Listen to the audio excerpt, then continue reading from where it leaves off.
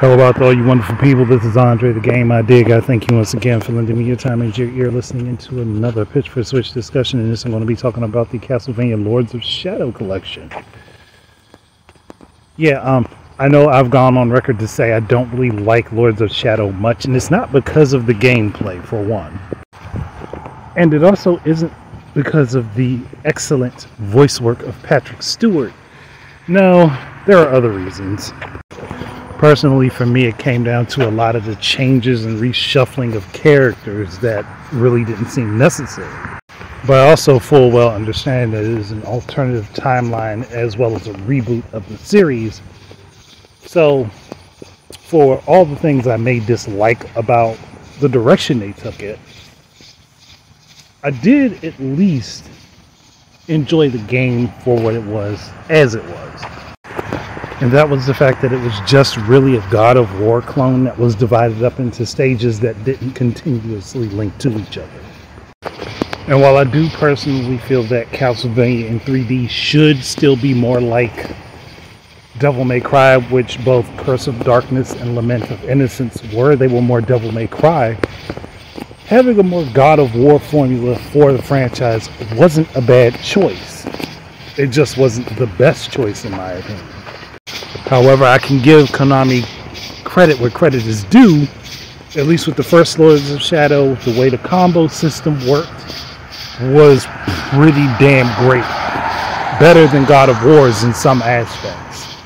And yeah, while I might not be the biggest fan of the direction that the story went and some of the character changes, they're still fairly good games. Now, Lords of Shadow and Lords of Shadow 2 obviously follow the God of War formula, whereas Mirror of Fate, which was a 3DS game first and then translated over to other platforms, was more actual Metroidvania style, even though I didn't really care for much of the whining of that version of Simon Belmont. And I say whining not because he had issues or complaints, but because he had constant complaints and worries as a Belmont. It kind of, I mean, you gotta think, yeah, the Belmonts have their own individual worries and such, and they're obviously human, but it's the way they went about him. They made him the toughest looking version of Simon, but at the same time, he's potentially the weakest version of that character we've ever seen, both mentally and physically. And being that I grew up with old school Castlevania as a Simon head for a good long time, that kind of rubbed me the wrong way a little bit. Everybody's like, Andre, you know you're bashing these games, right? I'm not bashing. The gameplay was great. I just didn't like some of the story elements, but the gameplay was great, and I think if I was to go back through them, I could probably appreciate them more for what they actually are than what I expected them to be or wanted them to be. To be honest, I was hoping that they'd be more like the predecessors of the series.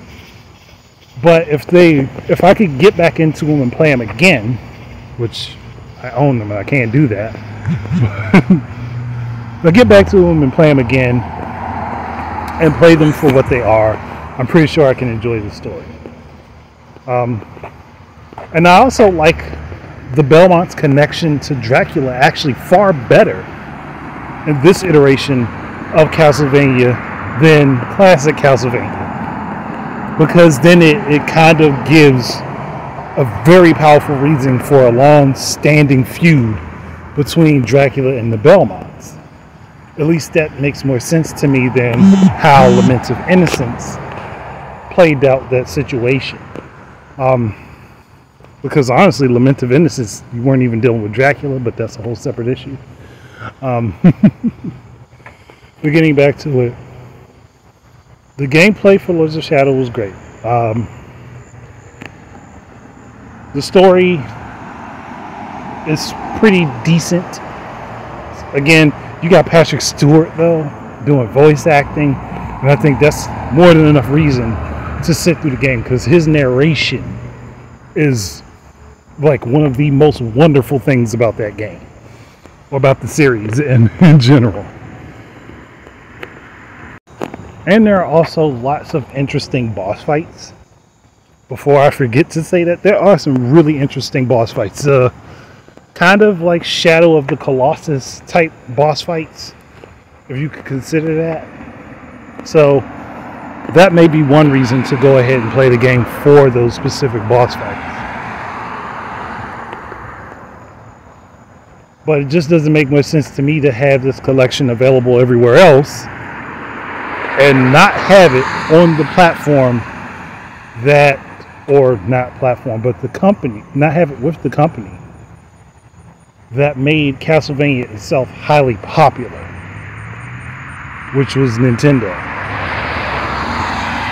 So, I mean, it's up to Konami to do it, and I think since they're doing all these collections and anniversary remakes, it just makes sense to take the game, the one series that has barely graced a Nintendo platform, and move it over along with all of your other ones that you're re-releasing.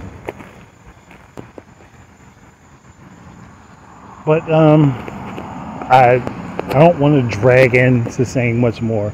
Again, I know I kind of sort of bash this game, this series. It comes down to personal taste, but I do think that it makes sense to at least move it over and see how well it performs. And again, we know Nintendo's working on the next platform anyway, and I'm doubting that they're moving away from cartridges. So putting this out now on the current Switch may be a benefit later when the new platform comes out. But that's it. Thank you guys very much for listening. Keep your eyes and ears out for more stuff from me. And until the next time, enjoy your games and peace out, everybody. Thank you once again. This is Andre, the Game Idea Guy. And if you would like to support my efforts in creating content, please look up my book that is currently on Amazon for purchase. That is The Game Idea Guy Presents Gaming Word Search Volume 1. I am currently working on Volume 2, and it would be highly appreciated. That way you could get something for you supporting me. Again, thank you very much. Peace out.